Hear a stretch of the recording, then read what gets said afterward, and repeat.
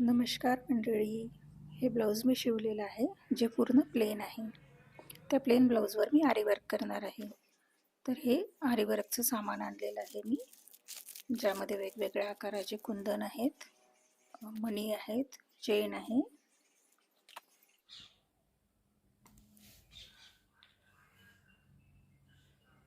Fabric glue लावलेला आहे आणि त्यावर बारीक मण्याची चेन चिटकवलेली आहे आणि दुसरी चेन मी डायमंड चेन चिटकवलेली आहे.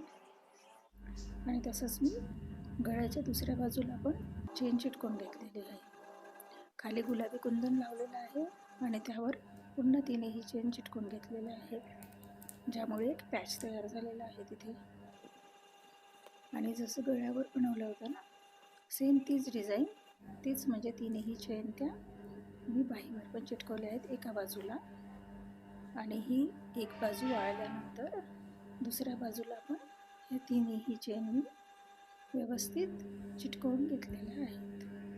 पाहू शकता तुम्ही, तिन्ही चेन चिटकलेल्या आहेत आणि इथे बाहीवर मी पुन्हा एक पॅच तयार केलेला आहे, जसं मी मागच्या बाजूला बनवला होता गळ्याला तसा.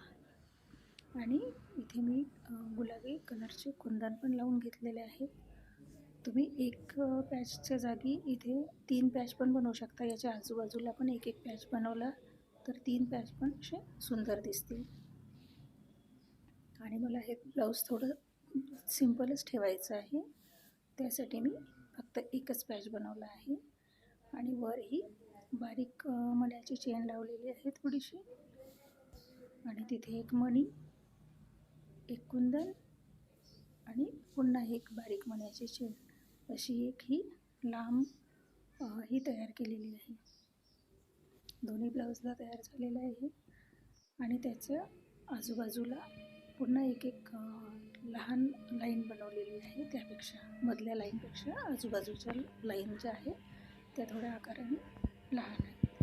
आणि हे पाहू शकता तुम्ही, वाळल्यानंतर हे असं ब्लाऊज तयार झालेलं आहे, डिझाईन फायनल लुक. आणि तुम्ही पण असं बनवू शकता. जर तुम्हाला डिझाईन आवडली असेल तर